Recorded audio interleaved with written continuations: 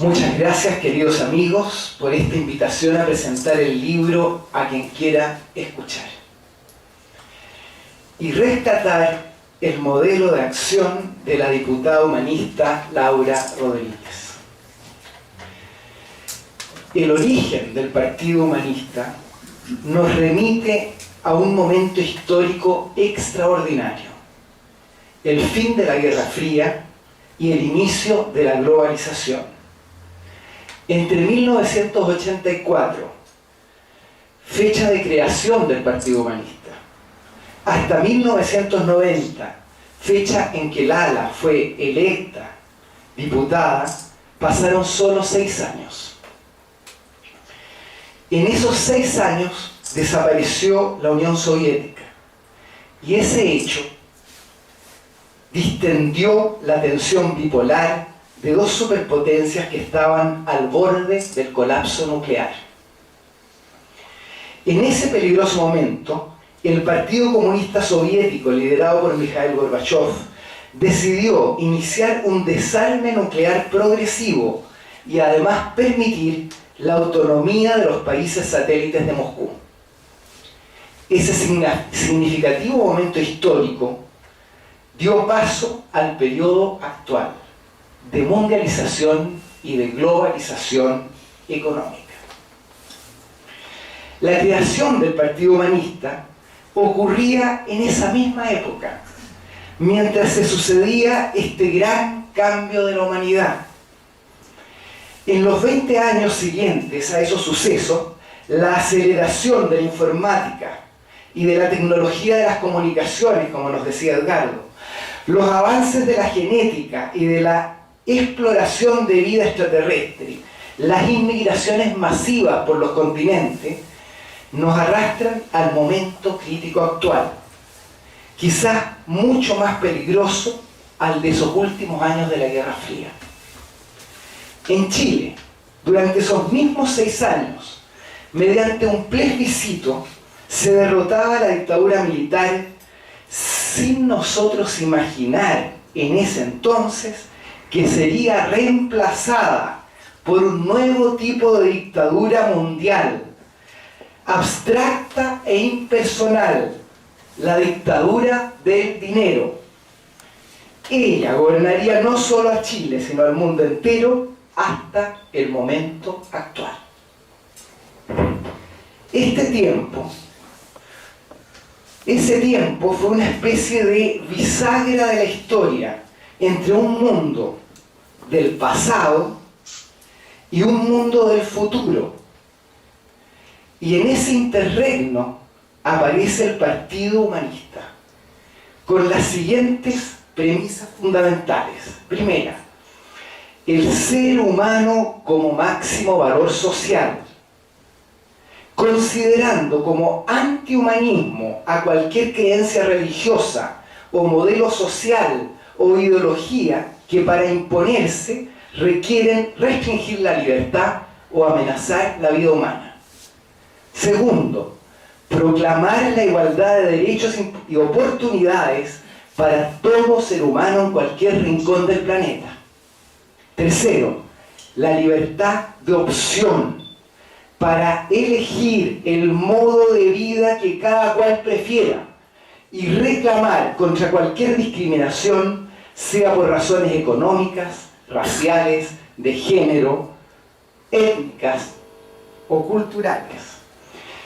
Cuarto, proclamar la libertad de pensamiento y de investigación y sospechar de cualquier verdad que se presente como absoluta. Y quinto, repudiar toda forma de violencia, no solo la violencia física o el hecho armado de la guerra, sino también la violencia económica, la discriminación racial o religiosa, el chantaje de una moral y la manipulación psicológica. El problema, esas eran las premisas del Partido Humanista, pero el problema era, y sigue siendo, cómo levantar principios éticos, valores morales, en un mundo en que las cosas que se dicen no son las que se hacen. Porque ahora resulta que la violencia está llegando a límites insoportables.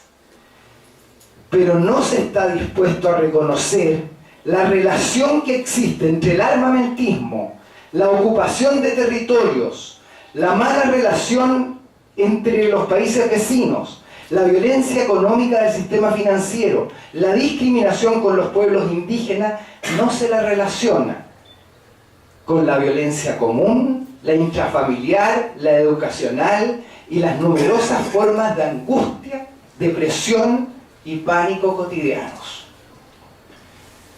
¿Cómo podría el Partido Humanista levantar valores en el mundo de la mentira, de la hipocresía, donde el más poderoso, el más rico, el más exitoso es el héroe social, sin importar a cuántos pasó a llevar para alcanzar esa posición? La respuesta del movimiento humanista fue muy simple, tan simple que a veces no se cree que es una respuesta. Comillas, 2 puntos, comillas. Podemos levantar estos valores humanistas si partimos llevándolos a nuestra propia vida y a la de nuestro medio más cercano. Desde allí, desde lo próximo e inmediato, desde la coherencia entre lo que decimos, sentimos con lo que hacemos, se coincidirá con la sensibilidad del futuro, de ese mundo que está por venir. Cierre de comillas. Esta forma de poner el planteo social y político, priorizando la coherencia y la solidaridad con lo más próximo e inmediato, nos puso a distancia de la política común. Nuestra formación, la de Lala, la mía y la de todos los humanistas que creamos el partido en 1984, era principalmente psicológica y espiritual. Aprendimos a reconciliarnos con nosotros mismos, con nuestros seres queridos, a eliminar las contradicciones y a hacer crecer la unidad y la paz interior. Nuestra búsqueda era y es la superación de la violencia y el sufrimiento en nuestras vidas y en la sociedad que nos tocó vivir. Eso es nuestro contexto. Pero algo especial empezó a suceder con Lala a partir de la campaña electoral de 1989. Al igual que cualquier candidato humanista, recorrió las casas de las comunas de Peñalolén y La Reina con un cuadernito. Allí anotaba los problemas que vivían las personas y familias que visitaba.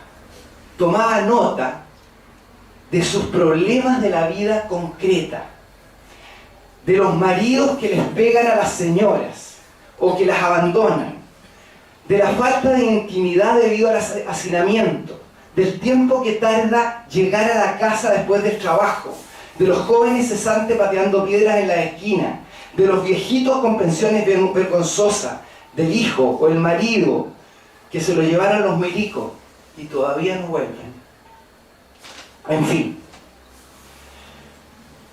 no eran estadísticas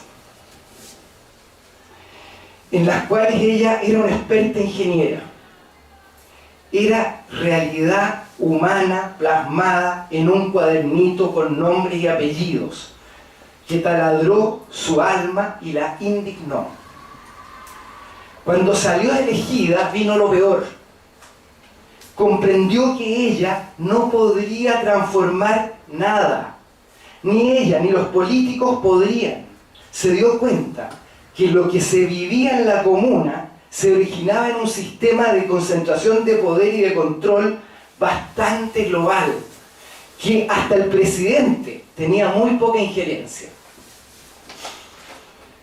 Con Silo, el inspirador de este punto de vista, conversaba a menudo y con él diseñaron la proyección de un liderazgo social. Un líder no lo es por aparecer en los medios de comunicación, sino porque la gente le cree y lo lleva en su corazón.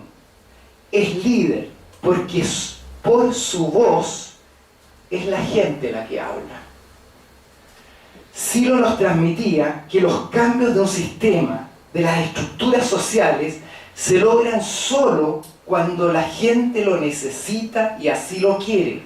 No lo hacen los políticos, sino la inspiración de los conjuntos y de los pueblos. Son las personas las que hacen los cambios verdaderos y lo pueden hacer si encuentran la fe en sí mismas, de que eso es posible. Lara entendió que su función era despertar la fe interna de la gente y ayudarla a organizarse para que por sí misma logre los cambios que necesitaba. Más allá del éxito o del fracaso de este intento, esta dirección de la acción les ayudaría a recuperar la dignidad y el sentido de sus vidas. Esta fue la misión de nuestra diputada, del equipo que la acompañó y del movimiento humanista que se involucró de lleno en el proceso de la recuperación de la democracia en Chile. Se comenzó a organizar a la gente en torno a sus necesidades concretas, en lo que se llamaron los centros de acción. Centros de acción de la vivienda, de la salud, de la educación. Allí se discutían propuestas y con ellas se presionaba a las autoridades. La diputada hacía de puente entre el poder y los pobladores, llevaba a los ministros a los centros de acción y acompañaba a la gente a protestar a los ministerios.